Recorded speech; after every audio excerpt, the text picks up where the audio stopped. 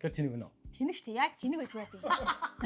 За өнөөдөр би миний найз Зимо Эмилгийн захирал анх хоёр найзгаа авчирсан байгаа. Манай найз бол үнэхээр гайхамшигтай шүдний эмчтэй явчих бүр мэдрэмжинд тулцсан. Одоо нөгөө миний шүдэг аягүй хүмүүс асуугаад байдаг байхгүй шүдэ хаана хийлгсэн ингээд. За би бол яг нөгөө рил дээр бас хийлжсэн. Хоёр ойрхон төрөөд хоёр ихийнхаа дараа бол үнэхээр зүгээр бичээ идэж чадхаа болцсон. Бүр янгнаад бүр толгоо өвддөг тийм аимшигтай болцсон байсан.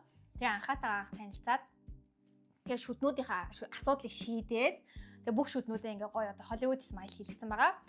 За тэгтээ бид тэр өнөөдөр Hollywood Smile-ийн тухай ярих гаагүй. Би анхаагаасаа юу асуумаар байна гэхлээр одоо яг бидний нөгөө шүд тийм ээ шүдгүүдэлд хазалт гэдэг маань бидний яг гоо сайханд булчинд арьсанд тийм ээ яг яаж очиж үйлчлдэг нөлөөлд юм бэ гэдэг юмыг асуумаар байгаа байхгүй юу? Яагаад гэхлээр над дээр одоо юу штэ тий ялангуяа манай ээж насныхаа 50-аас дээш насныхан айгүй их юм араа шүдгүү хүмүүс их байна. Тэр хүмүүс маань шүдгүүгээсээ болоод арьсанд гой мөртлөөсөө арьсны унжилт маш их байгаад байгаа байхгүй. Тэгэхээр би одоо нэг яг мэрэгжлийн гой зөвлөгөө өгч чадах байгаа даа шүү дээ. Зүгээр шүдээ хийлгэл гэж хэлэхээс биш. Тэгээд би найзгаа өнөөдөр ингэ амар хайцтай амар завгүй найзгаа дуудаад авчирсан байгаад байгаа. Өрсөнд баярлалаа найздаа. Тэгээд ер нь бол шүд бол хүний нүүрний гоо сайханд бол маш чухал үр гүйцэтгэдэг. Хүмүүсийн ерөнхийдөө ярьж байгаа зүйл бол мэдж байгаа зүйл нь бол инээмсэглэх гол үр гүйцэтгэх гэж боддог боловч дахиад нүүрний хэлбэр тэгших юм тэгээ нарсны унжилт арсны залуу байдалтай одоо маш чухал холбоотой байдаг. Яагаад энтэй холбогддог вэ гэхээр хүн ингээ бүрэн шүдтэй байж тэрийгээр ингээ зөв зажилтыг хийжээж энэ зажилж байгаа үед чинь ингээ булчингууд ажиллаж байгаа шүү дээ. Тэр булчингуудыг дагаад тэр хэсгийн арьс булчин ясанд нь цусан хангамж чичээдэг. Тэгээд ингээд ерөнхийдөө ингээд за нэг одоо энгийгээр тайлбарлах юм бол нөгөө фитнес хийдэг хүмүүс байдаг шүү дээ. Фитнес хийдэг хүмүүс чинь ингээд биений ингээд чанга тэгээд дээр нь байгаа арьс нь ингээд юм гөлгөр байдаг. Юу байдаг шүү дээ. Тий одоо залуулдаг байдаг шүү дээ. Яг тэрнтэй адилхан байхгүй. Одоо та ингээд зажлаа үзэх юм болоод ингээд баг энэ духнаас хавуулаад ингээд нүүрний бүх булчин ажиллаж байгаа байхгүй. Тэгэл ингээд яг араа шүд байж ээж ингээд зөв зажичээж ингээд тэр хэсгийг чинь булчингууд ажиллаад ирэнгүүтээ тэр чинь ингээд арьс булчин ясан дэжэл өнгөд байнгын тийм залуугаараа ч залууч авах хөвшилтийг ингэж удаашруулж хадгалах боломжтой. Дээр нь болохоор мөн одоо нөгөө араа шүд байхгүй болсноос болоод нөгөө яс шимэгддэг. Дээр нь тэгшим амар алддаг. Дээр нь тэгээд юу аадаг? Нүрний доод гурны нэг намсдаг. Нүрний доод гурны намсаад ирэхээр хүн нөгөө энэ шамбих тал руугаа ордог шүү дээ. Тэгээд очиж тийм биш тий. Яг хөө тийм ерөнхийдөө яг тий араа шүд өөрөө ингээд зажлах шүд чинь ингээд том шүд байдаг. Тэгээд 2 3 4 язгаар та тэгээд яг ингээд зажлах үед ингээд бүх ачааллыг ясан дээр авч явах хэрэгтэй байтал чинь ингээд хүн чинь ингээд үүдэн тасалдаг шүд дээр идэх юм бол үүдэн шүд нийлэгдэн. Тэгээд тэрнээсээ болоод ингээд зуултын өндөр намсаад ингээд шамбихаад ирэхээр энэ хамар урлагийн нуглаас гүнзгийр нь арьс унжин тэгээд нүрний доод гурны намсаад ирэх хоёр нь хөгшин харагддаг. Хөө энэ унжилт бас нөлөөлдөг юм биш тий. Би болохоор энэ унжилт гэж бодоодсан байхгүй юу? Ингээд орж ирж штэ ярин тэгэл. Тийм ээ тий. Тэгээд ер нь хэрвээ та ингээ араа шүдэ алдсан байвал араа шүдэ одоо өөрийнхөө эмчтэйгээ уулзаад тэгээд тэнд одоо тохирсон шүдийг хийх хэрэгтэй. Ер нь бол имплантыг бид нэр зөвлөдөг.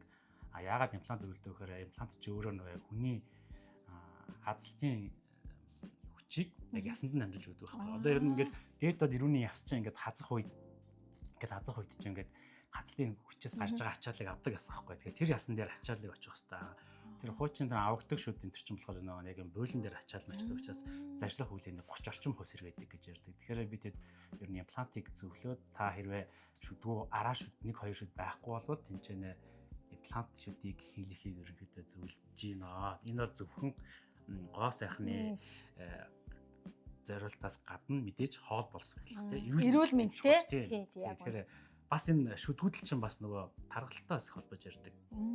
Боцин солилцоо шүдтэй бүрэн шүдтэй боцин солилцоо хоолоо жижиг сайн бутлаад боцин солилцоо сайн байх хэрэгтэй тийм. Тэрийгээр ингээ бас нөгөө хоолоо судлах үйл ажиллагаатай холбогдоод ер нь бас тархалах процесс ч юм шүдгүүдэлтэй холбоотой гэж ер нь ярьдаг. Амар чухал юм биш тий. Миний зүгээр нөгөө арьс унжилт нөгөө тэгших юм биш юм байж тэгээ бүр цаашлаад бүр амар тав. Ер нь яг зөв хамгийн энгийн энээр ойлгоход ерөөсөө ингээд нөгөө энэ талаараа зөв зажлна. Одоо шил араа шүд байгаа үед ингээд зажицаар нэг бүх булчин ажиллаа. Энэ шүдээр зажлаа ингэж ажиллах нэг хэсгийн булчин ажиллаа. Тэгэхээр нүрний бүх булчин ажиллаа тэрийгэ дагаад тэр чин цусаан хангамж цусаар чин бүх бодис одоо хэрэгтэй арьсаж байгаа шүү дээ.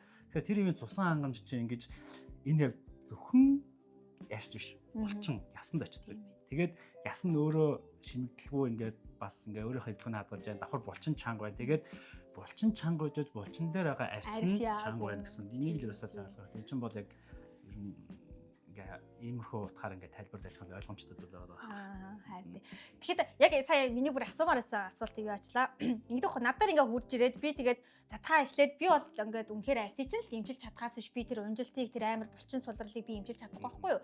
Тэгэхээр та шүдээ хэлчихээч, шүдээ хэлчихээч. Би бол одоо ингээд хүн зүгээр ярьж байхад араа шүдгүй хүнийг хараад шууд мэддэг байхгүй юу. Тэгэж амар одоо булчин сулралж үнсэн байдаг.